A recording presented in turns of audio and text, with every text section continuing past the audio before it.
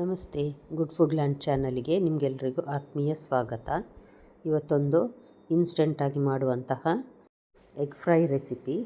ಇದು ಅಷ್ಟೇ ಅನ್ನಕ್ಕೆ ಗಂಜಿಗೆಲ್ಲ ತುಂಬ ಒಳ್ಳೆಯದಾಗ್ತದೆ, ಅಷ್ಟೇ ರುಚಿ ಕೂಡ ಇದೆ. ನಾನಿಲ್ಲಿ 3 ಮೊಟ್ಟೆಯನ್ನು ಬೇಯಲಿಕ್ಕೆ ಅಂತ ಇಟ್ಟಿದ್ದೇನೆ. ಈಗ ಒಂದು ತವಾ ಇಟ್ಟಿದ್ದೇನೆ ನೋಡಿ, ಸ್ಟೀಲಿದು. ಅದಕ್ಕೆ ಒಂದು 2 ಟೇಬಲ್ ಸ್ಪೂನ್ನಷ್ಟು ಎಣ್ಣೆ, ಯಾವುದೇ ಎಣ್ಣೆ ಆಗ್ತದೆ. ಮತ್ತು ಬೇಯಿಸಿದ ಮೊಟ್ಟೆಯನ್ನು ಅರ್ಧ ಭಾಗ ಮಾಡಿ ಈ ರೀತಿ ಫ್ರೈ ಮಾಡ್ತಾ ಇದ್ದೇನೆ. ನಾನು ತುಂಬ ಫ್ರೈ ಆಗಬೇಕಂತಿಲ್ಲ, ಸ್ವಲ್ಪ ಫ್ರೈ ಆದರೆ ಸಾಕು. ನೀವಿನ್ನೂ ನನ್ನ ಚಾನಲ್ ಗುಡ್ ಫುಡ್ ಲ್ಯಾಂಡನ್ನು ಸಬ್ಸ್ಕ್ರೈಬ್ ಮಾಡಿಲ್ಲ ಅಂದರೆ ದಯವಿಟ್ಟು ಸಬ್ಸ್ಕ್ರೈಬ್ ಮಾಡಿ. ಹಾಗೂ ನಿಮ್ಗೆ ಇಷ್ಟ ಆದರೆ ಲೈಕ್ ಬಟನನ್ನು ಪ್ರೆಸ್ ಮಾಡಿ ಮತ್ತು ಫ್ಯಾಮಿಲಿ ಫ್ರೆಂಡ್ಸಿಗೆ ಶೇರ್ ಮಾಡೋದನ್ನು ಖಂಡಿತ ಮರಿಬೇಡಿ. ನೋಡಿ, ಎಲ್ಲ ಮೊಟ್ಟೆಯನ್ನು ಮೆಲ್ಲ ಉರಿಯಲ್ಲಿ ನಾನು ಈ ರೀತಿ ಫ್ರೈ ಮಾಡ್ತಾ ಇದ್ದೇನೆ. ಸ್ವಲ್ಪ ಫ್ರೈ ಮಾಡಿದರೆ ಸಾಕು, ಜಾಸ್ತಿ ಆದರೂ ಅದು ಸ್ವಲ್ಪ ಗಟ್ಟಿ ಅನ್ನಿಸ್ತದೆ. ಅದಕ್ಕೋಸ್ಕರ ಸ್ವಲ್ಪ ಫ್ರೈ ಆದರೆ ಸಾಕು. ಈ ರೀತಿ ತಿರುಗಿಸಿ ಹಾಕಿ ಅದನ್ನೆಲ್ಲವನ್ನು ನಾನು ಒಂದು ಸೈಡಲ್ಲಿ ಮಾಡ್ತೀನಿ, ಯಾಕಂದರೆ ಅದು ಸೈಡಲ್ಲಿ ಫ್ರೈ ಆಗ್ತಾ ಇರ್ತದೆ. ನಡುವೆ ನಾವು ಸ್ವಲ್ಪ ಅದಕ್ಕೀಗ ಹಾಕುವಂಥ ಮಸಾಲೆಗಳನ್ನೆಲ್ಲ ಹಾಕುವ.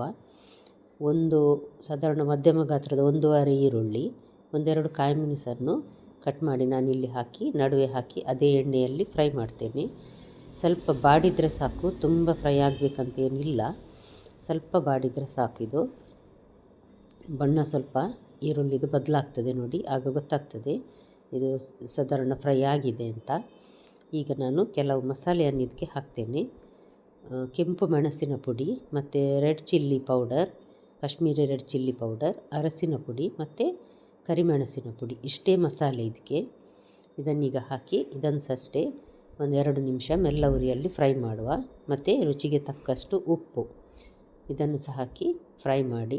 ನೋಡಿ, ನಡುವೆ ಜಾಗ ಇದೆ ಅದರದ್ದು ಫ್ರೈ ಮಾಡಲಿಕ್ಕೆ.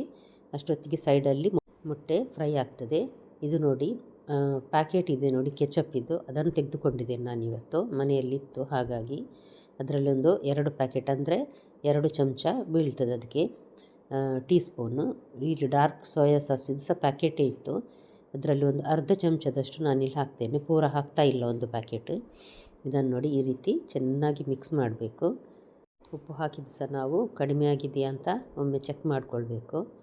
ನೋಡಿ, ಇದು ಇಷ್ಟು ಖಾಲಿ ಒಂದು ನಿಮಿಷ ಫ್ರೈ ಮಾಡಿದರೆ ಸಾಕು. ನಂತರ ಸ್ವಲ್ಪ ಕೊತ್ತಂಬರಿ ಸೊಪ್ಪು ಹಾಕಿ ಒಂದು ಸಲ ಮಿಕ್ಸ್ ಮಾಡಿ ನಂತರ ಈ ಮೊಟ್ಟೆಯನ್ನು ಮೇಲ್ಗಡೆ ತಿರುಗಿಸಿದ್ರೆ ಆಯ್ತು. ಅದನ್ನು ಸ್ವಲ್ಪ ಮೊಟ್ಟೆಗೆ ಮಸಾಲೆ ಚೆನ್ನಾಗಿ ಹಿಡ್ಕೊಳ್ತದೆ. ಈ ರೀತಿ ಮಿಕ್ಸ್ ಮಾಡಿ ಸ್ವಲ್ಪ ಅದರ ಮೇಲೆ ಸಹ ಆ ಮಸಾಲೆಯನ್ನು ಹಾಕಿದರೆ ಸರಿಯಾಗ್ತದೆ.